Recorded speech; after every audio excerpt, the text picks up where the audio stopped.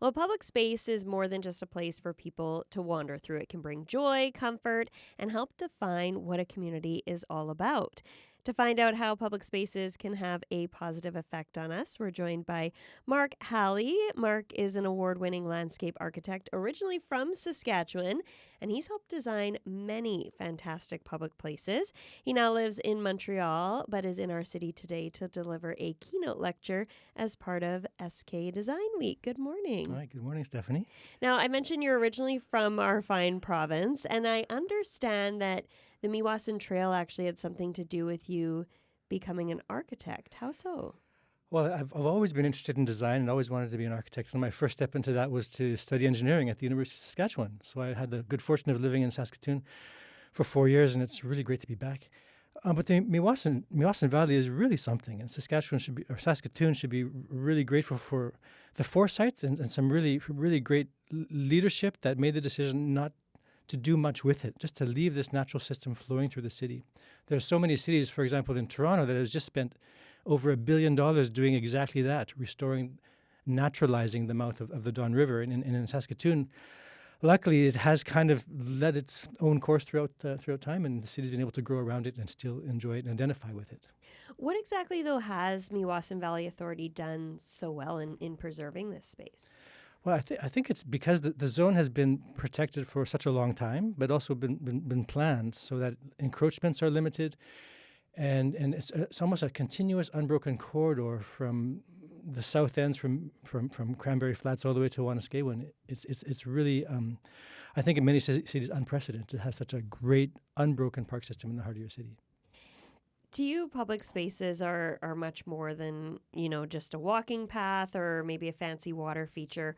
But what makes a great public space? A great public space is one that makes you feel good.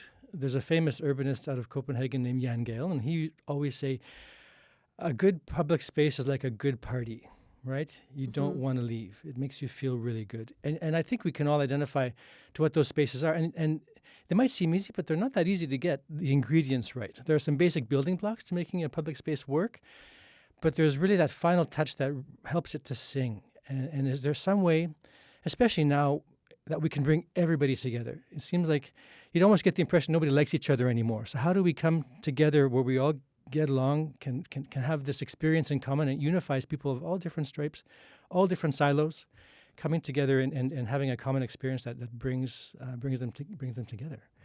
Do you have any favorite public spaces? Doesn't have to be in Saskatoon that kind of really portray that. Well, I'm thinking maybe of a few, maybe just talking about our own work. One that speaks to what I'm talking about is one called Birksea Park in Toronto, which was a park revitalization in the old town of the city. And it's a park that has its anchor in many different communities.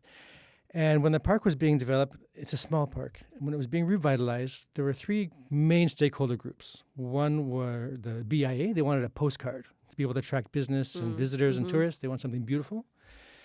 Families recently moving into the neighborhood wanted a park just for children to play.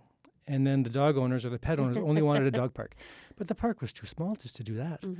So in a way, curiously, taking conflict and turning it into consensus, we consolidated all these interests into one central feature, and that was the dog fountain. And the dog fountain, because this was the site of something that used to be called Woofstock. It was like the largest dog festival in North America. It used to happen in this park. And so there was always kind of this identity, this soul that has been left over from that experience of the site. And so we created the dog fountain, and it did all the three. It satisfied all the three stakeholders. There was the BIA. It's probably one of the most photographed sites in the city of Toronto. If you go to Pearson Airport, you're going to see it as you land in the airport as this is welcome to Toronto, and there's the dog fountain. The second one is a place for playing. The children play with the dogs all the time. They can sit on the dogs and play with the water spouts. It becomes a central feature for that. And then the dogs themselves curiously find themselves engaging with the sculptural dogs too. And there's a drinking water fountain for them around at the bottom. And you see these three things happening all at once. And when you have a small space, that's where you maybe need to think a little bit harder and be creative to try and bring these things together instead of checkboxing them into separate locations, conflate them to make something even more interesting as a hybrid. Well, it's so funny because when you said the name of the park, I was like, oh, I've never really heard of that park. but I have walked past that dog fountain numerous times in my life, and I know exactly what you're talking about. But how can a public space kind of shape a community? I think it provides an anchor, a point of identity, something that brings everybody together. And like I think a lot of the way that urban design has happened since the 60s, it's a lot about sprawl and dispersing, kind of let people to be, modern has almost pushed people to living alone. And I think people are feeling lonely now.